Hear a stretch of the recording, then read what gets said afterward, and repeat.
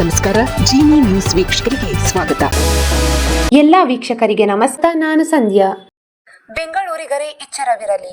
Silicon ಸಿಟಿಯಲ್ಲಿ ಎಲ್ಲೆಂದರಲ್ಲಿ ಕಸ ಹಾಕುವವರಿಗೆ ಜಿಬಿಎ ಇನ್ನೊಂದು ಗಂಭೀರ ಪರಿಸ್ಥಿತಿ ಎದುರಾಗಿದೆ. ಇದುವರೆಗೆ ಕಸ ಎಸೆದರೆ ದಂಡ ವಿಧಿಸಲಾಗುತ್ತಿತ್ತು. ಆದರೆ ಈಗಿನಿಂದ ಸಿಕ್ಕಲ್ಲಿ ಕಸ ಎಸೆದರೆ ಬರೀ ದಂಡ ಅಲ್ಲ, ಪೊಲೀಸ್ ಕೇಸ್ ಕೂಡ ಬೀಳಲಿದೆ. ಈಗಾಗಲೇ ಕಸ ತೆರವು ಮಾಡಿದ ಜಾಗದಲ್ಲಿ ಮತ್ತೆ ಕಸ ಹಾಕಿದ 4 ಮಂದಿ ವಿರುದ್ಧ ಎಫ್ಐಆರ್ ದಾಖಲಾಗಿರುವುದು ಕಂಡುಬಂದಿದೆ. ನಗರವನ್ನು ಸ್ವಚ್ಛ ಮತ್ತು ಸುಂದರವಾಗಿಡುವ ಉದ್ದೇಶದಿಂದ ಜಿಬಿಎ ವ್ಯಾಪ್ತಿಯಲ್ಲಿ ವಿಶೇಷ ಸ್ವಚ್ಛತಾ ಕಾರ್ಯಾಚರಣೆ ನಡೆಯುತ್ತಿದೆ. ಹಲವು ವರ್ಷಗಳಿಂದ ಕಸದ ರಾಶಿಯಿಂದ ಗುರುತಿಸಿಕೊಂಡಿದ್ದ ಬ್ಲಾಕ್ ಸ್ಪಾಟ್ ಪ್ರದೇಶಗಳನ್ನು ಗುರುತಿಸಿ ಅಲ್ಲಿನ ಕಸವನ್ನು ಸಂಪೂರ್ಣವಾಗಿ ತೆರವುಗೊಳಿಸಲಾಗುತ್ತಿದೆ.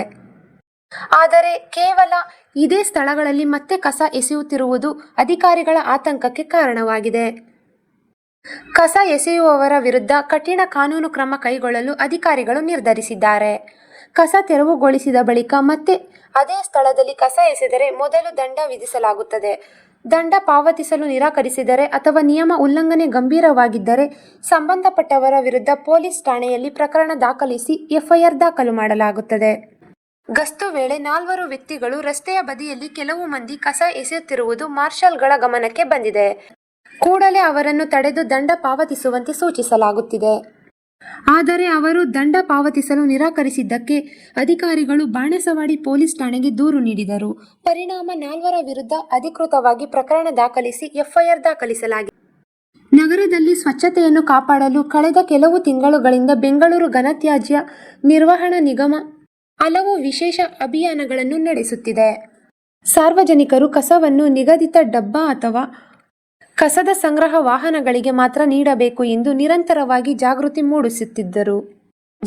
ಮೂಡಿಸಲಾಗುತ್ತಿದೆ. ಆದರೂ ಕೆಲವರು ರಸ್ತೆ ಬದಿ, ಖಾಲಿ ಜಾಗ ಹಾಗೂ ಸೌಂದರ್ಯೀಕರಣ ಮಾಡಿದ ಪ್ರದೇಶಗಳಲ್ಲಿ ಕಸ ಎಸೆಯುತ್ತಿರುವುದು ಅಧಿಕಾರಿಗಳ ಕಾರ್ಯಕ್ಕೆ ಅಡ್ಡಿಯಾಗುತ್ತಿದೆ.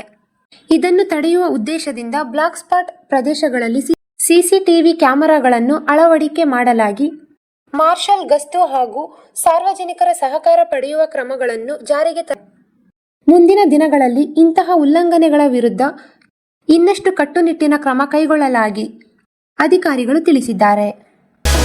ಈ ದಿನದ ನಿರಂತರ ಸುದ್ದಿಗಳಿಗಾಗಿ ವೀಕ್ಷಿಸುತ್ತಿರಿ ಜಿನಿ ನ್ಯೂಸ್. ನಮಸ್ಕಾರ.